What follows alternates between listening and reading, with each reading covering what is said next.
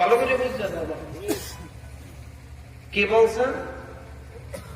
ভিতরে মানে কথা বোঝে না। ভিতরে কোনো মাইক নাই, প্যান্ডেলের ভিতরে মাইক নাই। কি ধরনের বলতেছেন আমি বুঝতেছি, কারণ আমি তো প্রত্যেক মাহফিল করি, আপনারা বছরে একদিন করে। কথা ঠিক না? আওয়াজের ভিতরে নয়েজ হইতেছে, কথা বলতে সময় লাগতেছে, এই জন্য উত্তর আসে না।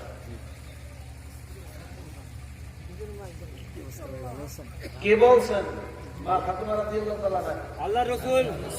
জোরে কম। আল্লাহর রসুল। তিনি কি সাধারণ কোন রসুল? সাধারণ কোন নবী না, সাধারণ কোন রসুল না। যিনি ইমামুল আইম্মা, কথা ঠিক না? সাইয়্যিদুল মুরসালিন, খাতামান নাবিয়্যিন, সমস্ত নবীদের নবী, সমস্ত ইমামের ইমাম। সুবহানাল্লাহ। সুবহানাল্লাহ। আল্লাহর পরেই যার স্থান, এক কথায় আল্লাহর পরেই যার স্থান। সুবহানাল্লাহ। তিনি তার মেয়ের ব্যাপারে সিকিউরিটি দিতে পারলেন না।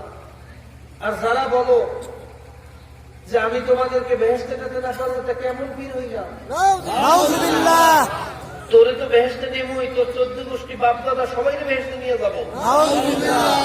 আর যারা মনে করেন আমার বাবা আমারে পার করিয়ে নিয়ে যাইবে, আমার কোনো চিন্তা নাই।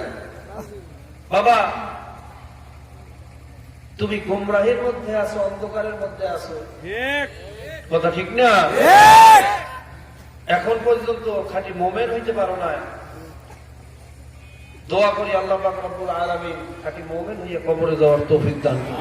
আমিন। এই তো গেল এক সমস্যা। আরেক সমস্যা, বর্তমান জমানায় 92% মুসলমানের দেশ। কত পার্সেন্ট? 92। জোরে কইয়েন। 92%।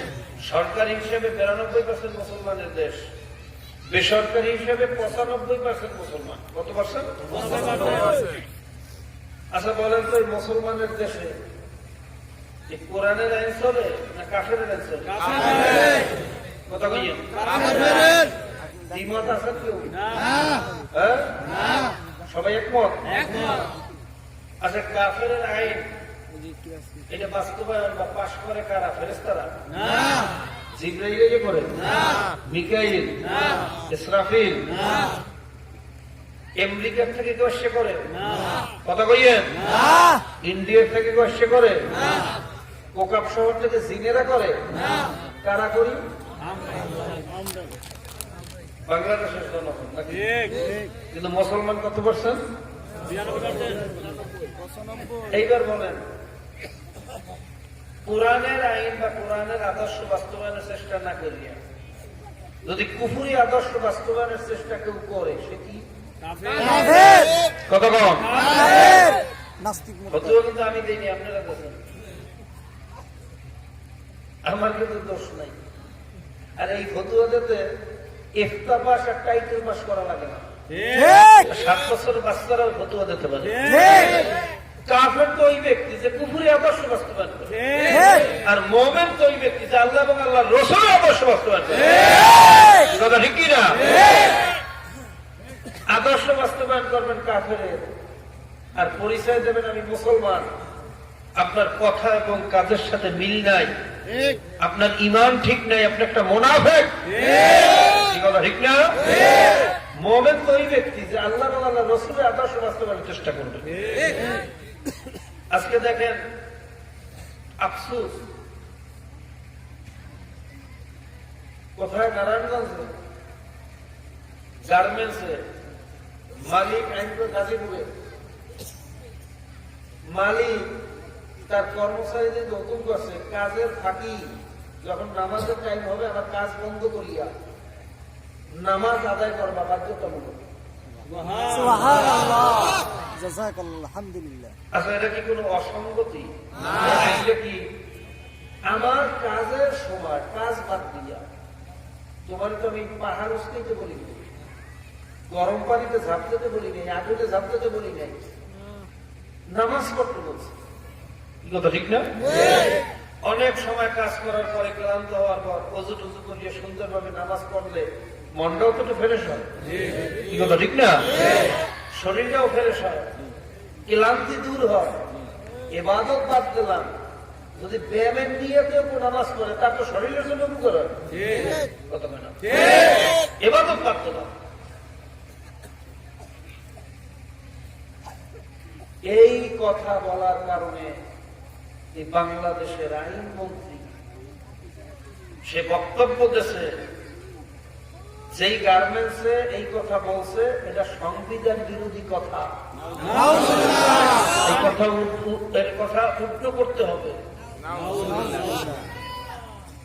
কোন দেশে আছে? হ্যাঁ, আমার কাজ বাদ দিয়া আমার কর্মচারীকে আমি নামাজ পড়ার জন্য বলছি, এর ভিতরে দোষের কি আছে? এর মধ্যে কোন মানবাধিকার লঙ্ঘন হয়েছে? জোরে বলেন। তার উপরে জুলুম করা হয়েছে? তো এটা কেমন কথা? আল্লাহ পাক রব্বুল আলামিন আমাদের সকলকে মুমিন হওয়ার তৌফিক দান করুন। আমরা সরকারের কাছে আবেদন করব, যে সংবিধান বিরোধী কথা বলিয়া এই নামাজ পড়াকে বাদ দেওয়ার জন্য বক্তব্য দিয়েছে, রহিত করছে, আমরা এই বাংলার জমিনে তার বিচার হোক, এটা আমরা দেখতে চাই, ঠিক না ভাই? এই শতকরা 92% মুসলমানের দেশে কোন নাস্তিক মুরতাদ এই জাতির রাহবরি করতে পারবেন না। এটা কোন রাজনৈতিক কথা না। অনেকে বলতে পারেন হুজুর মাহফিলে রাজনৈতিক কথা বলেন, এটা কি কোন রাজনৈতিক কথা? যদি আমার বাবাও বলে যে এটা সংবিধান বিরোধী কথা, আমি যদি মুমিন হয়ে থাকি, আমার বাবার বিরুদ্ধে কথা বলা আমার জন্য ঈমানি দায়িত্ব হয়েছে। আল্লাহ পাক আমাদের সকল মুসলমানদেরকে বোঝার তৌফিক দান করুন। এটা দুঃখ আফসোসের বিষয়, আজকে শিক্ষার মধ্যে ইসলাম নাই, সমাজের মধ্যে ইসলাম নাই, পরিবারের মধ্যে ইসলাম নাই, রাষ্ট্রের মধ্যে ইসলাম নাই, ব্যবসার মধ্যে ইসলাম নাই, কোথাও ইসলাম নাই। ইসলামের কথা বলতে গেলে এই ক্ষমতাশীল কিছু যখন এই 44 বছর 45 বছর পর্যন্ত যেই দলই যখনই ক্ষমতায় আসছে আগে ইসলামের উপরে আঘাত দিচ্ছে। নাস্তিক মোরতাদদের ষড়যন্ত্রে ইসলাম আজকে নিষ্পোষিত, পদদলিত। আজকে মুসলমান হয়ে ইসলামের কথা বলা যায় না, এই কথা ঠিক না? মতিঝিল আইডিয়ালে মেয়েদেরকে ওন্না ছাড়া যাইতে বাধ্য করা হয়েছে, ওন্না পরিয়ে স্কুলে যাইতে পারবে না, সেখানে আইনমন্ত্রী কোনো কথা বলে না, এই কথা ঠিক না? আল্লাহ পাক আমাদের সকলকে বোঝার তৌফিক দান করুন। আজকে শিক্ষা ব্যবস্থার অবস্থা কি দেখেন, ক্লাস 1 থেকে শুরু করিয়া মাস্টার ডিগ্রি পর্যন্ত একটা মুসলমানের সন্তান সূরা ফাতিহা শিখবে, কালেমা শিখবে, মুসলমান হয়ে কবরে যাবে, এটা শেখার কোনো ব্যবস্থা নাই, আছে? কিন্তু নাস্তিক কেমনে হবে এটা শেখার ব্যবস্থা আছে। সাগরে ঢেউয়ে ঢেউয়ে ফেনা হয়েছে, ফোনার থেকে ফেনার থেকে ব্যাং হয়েছে, ব্যাঙের থেকে বানর হয়েছে, কালের বিবর্তনে ঘষায় ঘষায় বানরের লেজ করিয়া হরমোনের পরিবর্তনে মানুষ হয়ে গেছে। বর্তমানে 9-এর ক্লাসে, আগে এই থিওরি পড়ানো হয়তো উপরের ক্লাসে, যখন আমাদের ছেলেরা পরিপক্ক জ্ঞানী হইত, মাস্টার ডিগ্রির পরে প্রত্যেকের ভিতরে একটা এতেদাল মেজাজ, অর্থাৎ পরিপূর্ণ একটা বুঝ আসে, কথা ঠিক না? ওই ক্লাসে যাওয়ার পর এই বানরের থিওরি পড়াইয়া নাস্তিক বানাইতে পারত না, খুব কম। এইটাকে নামাইতে নামাইতে নিচের দিকে নিয়ে আসছে 9-এর ক্লাসে। 9-এর ক্লাসে সমাজ বিজ্ঞানের মধ্যে এই থিওরি ঢুকানো হয়েছে। নাউজুবিল্লাহ বলেন। পূর্তি বয়সের আমাদের ছেলেরা যখন এই থিওরি পড়বে, বাচ্চাদের ব্রেইনের ভিতরে যদি একটা জিনিস অঙ্কন হয়, পাথরে অঙ্কন করলে যেমন মশা যায় না, বাচ্চাদের ব্রেইনের ভিতরে একটা জিনিস ঢুকলে ওইটাও মশা যায় না, কথা ঠিক না? এই ষড়যন্ত্র করিয়া এখন 9-এর ক্লাসে নিয়ে ঢুকিয়েছে।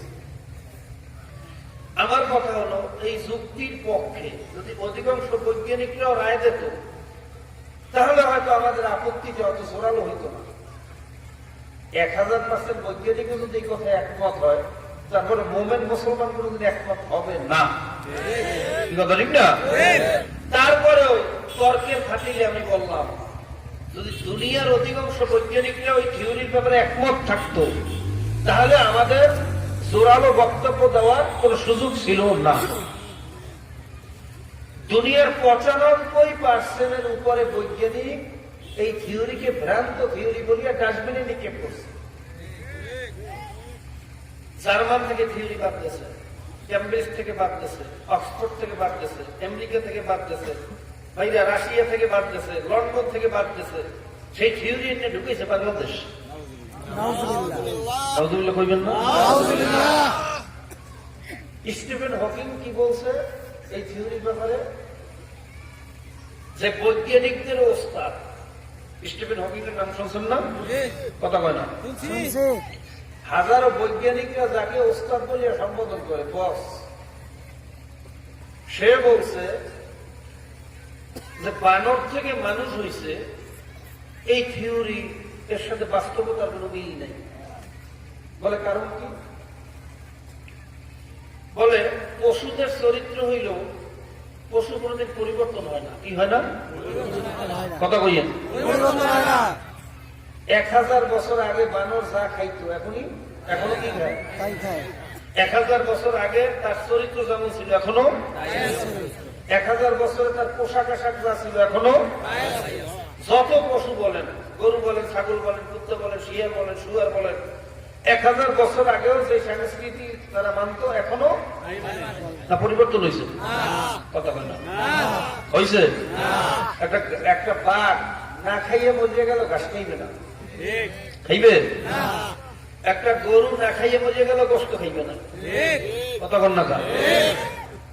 তাহলে পশুদের পরিবর্তন হয় না। কি হয় না? পরিবর্তন হয় না। কিন্তু মানুষের পরিবর্তন হয়। যেমন আমাদের আগের আদিম যুগের যারা ছিল তারা কি করত? গাছের ছাল দিয়ে পোশাক বানাইত, পশুর চামড়া দিয়ে পোশাক বানাইত। আমরা কি গাছের ছাল পরিধান করি না টেক্সটাইলের কাপড় করি? কথা হয় না? আদিম যুগের মানুষ গোশত পাক করিয়ে খাইতে জানতো না, কাঁচা খাইতো, মাছ কাঁচা খাইতো, তরকারি কাঁচা খাইতো। আমরা কি পাক করিয়া খাই না কাঁচা খাই? মশলা দিয়ে খাই না মশলা ছাড়া খাই? হাজারো প্রকারের মশলা দিয়ে সুস্বাদু পাক করিয়া খাই। কথা ঠিক না? আদিম যুগের মানুষের সংস্কৃতি বর্তমান যুগের সংস্কৃতি এক না ভিন্ন? কথা কম?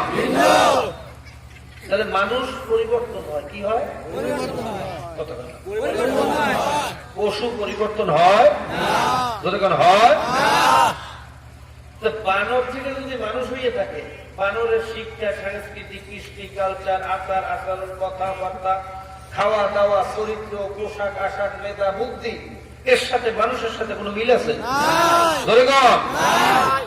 বানর থেকে মানুষ হয়েছে, এটা কোনোদিন সম্ভব? এরপরে এখনো হাজার হাজার বানর দুনিয়াতে নাই? কোন একটা বানর মানুষ হয়েছে কেউ শুনছেন? পেপার পত্রিকা দেখছেন? স্টিফেন হকিং বলতে চায়, যদি বানর থেকে মানুষ হইয়েই থাকে তাহলে এখন বানর থেকে মানুষ কেন হয় না? Doctor Morris Bukhari the history of ম্যানের ভিতর উল্লেখ করছে যে বানর থেকে মানুষ হয়েছে, এটা একটা পাগলের প্রোগ্রাম।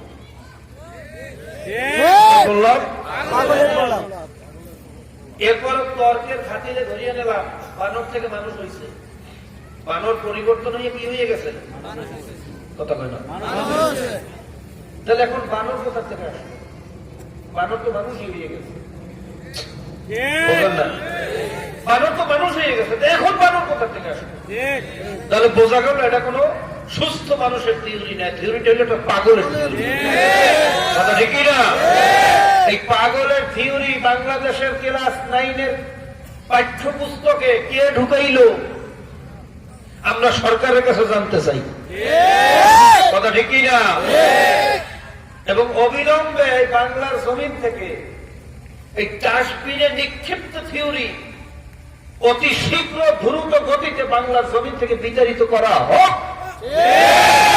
এবং এই থিওরি যারা ঢুকাইছে ওই সমস্ত নাস্তিকদেরকে এই বাংলার জমিনে শাস্তির ব্যবস্থা করা হোক। আমরা একমত, এতে একমত। আল্লাহ নারায়ে তাকবীর, আল্লাহুম্মা আমিন বিল হক। আল্লাহ সরকারকে শুভবুদ্ধি উদয়ের তৌফিক দান করুন। এই নাস্তিকদের ষড়যন্ত্র থেকে আমাদের দেশের সরকারগুলোকে হেফাজত করুন। শিক্ষার মধ্যে ইসলাম নাই। আজকে একটা মুসলমানের সন্তান মুসলমান হয়ে কিভাবে মরবে এটা শেখার কোন ব্যবস্থা নাই।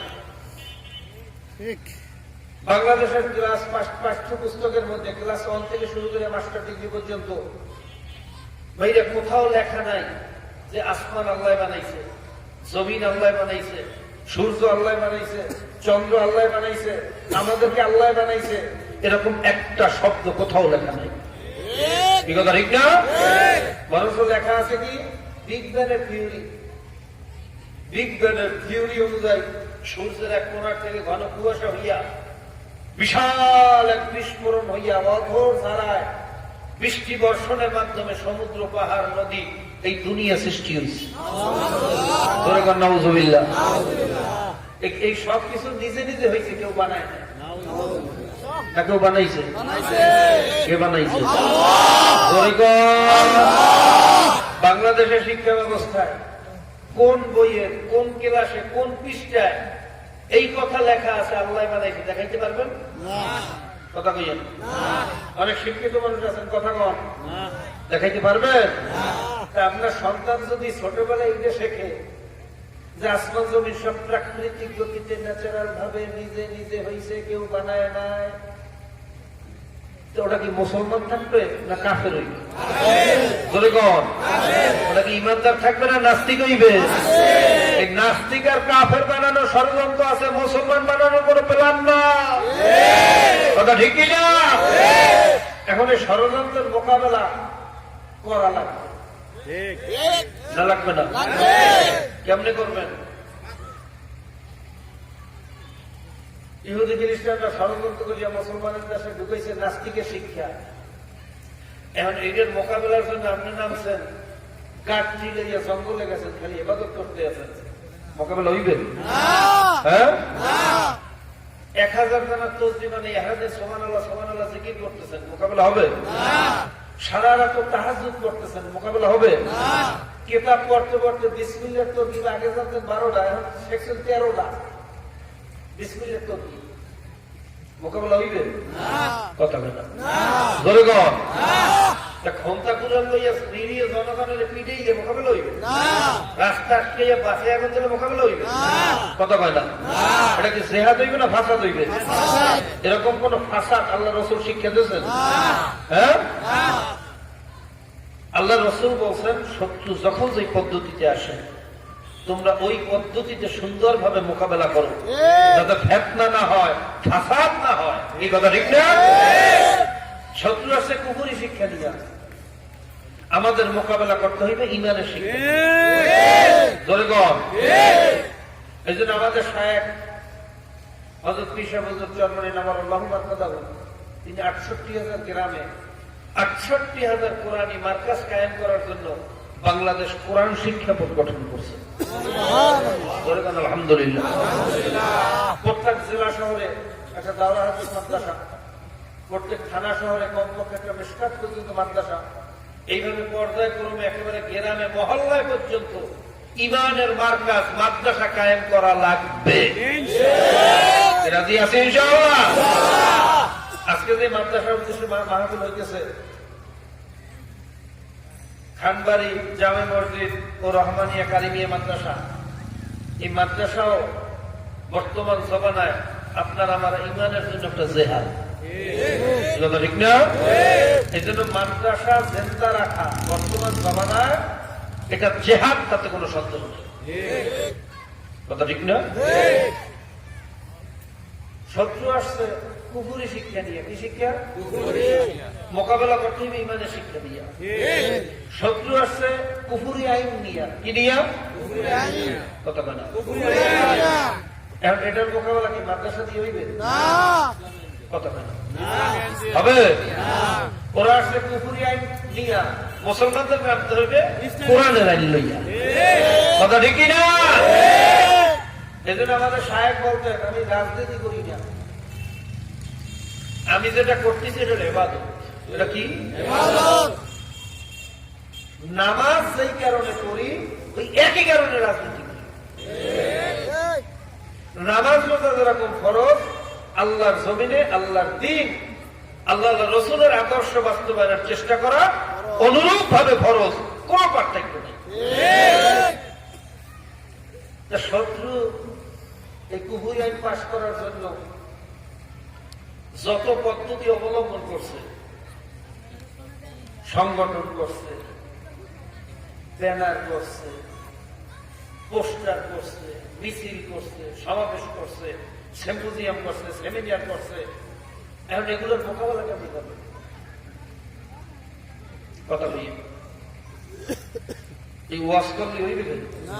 হ্যাঁ, ওরা কুফুরি আইন পাশ করার জন্য ভোটের বাক্স নিয়ে নামছে, আমারে তুমি ভোট দাও, আমারে যদি নেতা বানাও, আমি আমেরিকার ডেমোক্রেসি পাশ করব, আব্রাহাম লিঙ্কনের আদর্শ বাস্তবায়ন করব। আরেকজন নামছে, আমারে নেতা বানাও, আমি রাশিয়ার সমাজতন্ত্র বা ধর্মনিরপেক্ষতা কায়েম করব। আরেকজন নামছে, আমারে নেতা বানাও, আমি নবী মুহাম্মদুর রাসূলুল্লাহ সাল্লাল্লাহু আলাইহি ওয়াসাল্লামের আদর্শ বাস্তবায়ন করব। এখন মুসলমানের দায়িত্ব আব্রাহাম লিঙ্কনের আদর্শ বাস্তবায়নের চেষ্টা করা? মাউসুদুনের, লেনিন, কার্ল মার্কসের, আব্রাহাম লিঙ্কনের, কতটা মন্টেস্কোর, রাশিয়া, আমেরিকা, জার্মানের, না আল্লাহ আল্লাহ রসুলের? বর্তমান জমানায় অধিকাংশ মুসলমান আল্লাহ রসুলের আদর্শ বাস্তবায়নের চেষ্টা করে না কাফেরের আদর্শ বাস্তবায়নের চেষ্টা করে? আদর্শ বাস্তবায়নের চেষ্টা করেন কাফেরের। আর মসজিদে যে নামাজ পড়লে কখন মুসলমান নাইছে না, নামাজটা কোন কামে লাগে? কথা বলিয়ে বুঝে দেন, আমি কম বুঝি। কুফুরি আদর্শ বাস্তবায়নের চেষ্টা করলে নামাজটা কোন কামে লাগবে বাবা? আর ইমানই তো ঠিক নেই, নামাজ দিয়ে কি হবে? নামাজ পড়লে যদি জান্নাতে যাওয়া যাইতো তাহলে তো ইবলিসও সবচেয়ে বেশি নামাজ পড়ছিল। কথা কয় না? ইবলিসের চেয়ে বেশি নামাজ পড়তে পারবেন আপনি? আপনি কয় জায়গায় সেজদা দিয়েছেন? ইবলিস সেজদা দিয়েছে দুনিয়ার সমস্ত জায়গায়। কি করতেছেন বাবা? আল্লাহ আমাদের সকলকে বোঝার তৌফিক দান করুন। ভাইরা, আপনার যদি পছন্দ না হয়, ভালো না